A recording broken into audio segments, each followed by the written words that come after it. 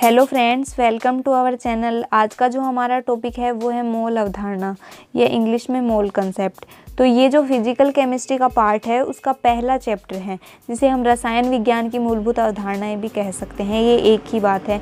तो अब हम देखेंगे ये मोल अवधारणा क्या है। तो ये जो टॉपिक है ये बहुत इंपॉर्टेंट है। ये एक आलू की तरह होता है जिसे हर सब्जी में डाला जा सकता है। वैसे ही इस टॉपिक का हर टॉपिक के अंदर कहीं पे भी बीच में यूज़ आ सकता है। तो अब हम देखते हैं मोल अवधारणा वाला टॉपिक, जिसमें हम आज 3 चीज़ें पढ़ेंगे। परिचय, पदार्थ और पदार्थों का वर्गीकरण। इंट्रोडक्शन हर चीज़ का बहुत ज़रूरी होता है, इसलिए हमें देख लेना चाहिए नॉर्मली। तो आज मैं आपको नॉर्मली मैन बता दूंगी, बाकी इसमें दिया हुआ है वो सब आप पढ़ लेना। परिचय में जैसे जो केमिस्ट्री है उसके अंदर हम अणु और परमाणुओं का अध्ययन करते हैं, पदार्थों की रचनाएं वगैरह, गुण वगैरह भी पढ़ते हैं। अब केमिस्ट्री का विकास हुआ था 18वीं सदी में, मतलब ये ज़्यादा पुरानी नहीं है, अभी की है। और पहले के जो लोग थे ना उनको पता था, मतलब कुछ वैज्ञानिक घटनाएं, कुछ केमिस्ट्री की जो घटनाएं हैं वो उन्हें पता थी, वो अपने जीवन में लागू भी करते थे। और जो केमिस्ट्री है ये पुरानी तो नहीं है, लेकिन ये मॉडर्न है, अभी की आधुनिक। तो इसकी खोज कैसे हुई वो मैं आपको बताती हूँ। जैसे 2 चीज़ें हैं, जैसे पारस पत्थर और एक अमृत। तो जीवन का अमृत मतलब जिसे पीने के बाद व्यक्ति की कभी भी मृत्यु नहीं होती, वो अमर हो जाता है। तो उसे खोजने के लिए केमिस्ट्री मतलब कुछ रिएक्शंस वगैरह करवाई गई, जिससे हमें केमिस्ट्री के बारे में पता चला कि ये रिएक्शन होती है तब ये होता है, ऐसे ऐसे। तो वो सब था। और एक पारस नाम का पत्थर था, जिसे हम किसी भी चीज़ पे ऐसे टच कर देते हैं तो वो सोने में चेंज हो जाए। तो ये सब इसका इंट्रोडक्शन है। जैसे आप ये सब देख रहे होंगे, ये परिचय वगैरह आ गया, इसके अंदर आप पढ़ लेना। ये सारा परमाणु और अणु वाला है, वो मैंने आपको बता दिया। पहले मतलब ये ज़्यादा पुरानी नहीं है, 2 दिलचस्प चीज़ों के लिए इसकी खोज हुई थी। और ये दार्शनिक पत्थर वगैरह के बारे में मैंने बताया था, अमृत वगैरह। और पहले के लोगों को पता था केमिस्ट्री के बारे में, 18वीं सदी में हुई थी इसकी खोज। तो ये लगभग एग्ज़ाम की दृष्टि से ज़्यादा इम्पोर्टेंट नहीं है। इम्पोर्टेंट पार्ट है वो अब शुरू होता है। रसायन विज्ञान की 3 शाखाएं होती है, भौतिक रसायन, अकार्बनिक रसायन और कार्बनिक रसायन। तो ये 3 हम देखेंगे। भौतिक रसायन जो फिजिकल केमिस्ट्री होती है उसमें पदार्थ का अध्ययन और उससे संबंधित प्रक्रिया आती है। अकार्बनिक रसायन जो इनऑर्गेनिक केमिस्ट्री होती है उसमें कार्बन के अलावा बाकी सभी अन्य तत्वों की यौगिक की संरचना व गुण, मतलब उनके जो यौगिकों की संरचना व गुण होते हैं ना, वो आते हैं। और कार्बनिक में आपको पता ही है ऑर्गेनिक केमिस्ट्री में क्या आता है, तो उसमें सिर्फ कार्बन होता है और उसके यौगिक की संरचना व गुण होते हैं। तो ये सब आता है। अब पदार्थों का वर्गीकरण देखते हैं। पदार्थ मतलब ब्रह्मांड को 2 प्रकारों में वर्गीकृत किया जा सकता है, अर्थात पदार्थ और ऊर्जा। ये 2 टाइप्स हो गए। तो अब हम देखते हैं पदार्थ।